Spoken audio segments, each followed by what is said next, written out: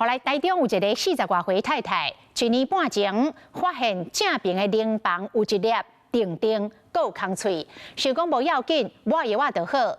想袂到短半年，空喙恶化，一个检查生歹物啊，而且已经炭到骨头。加在经过双标靶的药来治疗，目前状况稳定。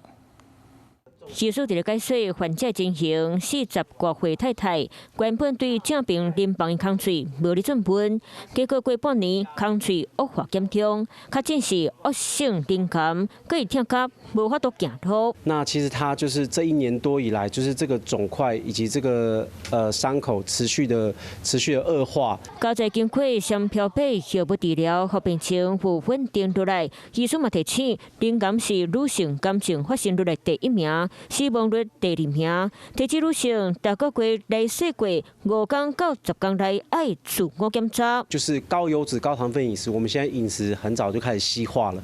那这个呢，也许也是导致我们有乳癌年轻化的一个原因。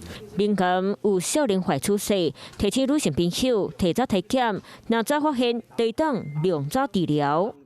Hello， 我是张新文。想要抢先掌握最及时的新闻资讯吗？赶快订阅、按赞、开启小铃铛，锁定华视新闻 YouTube 频道。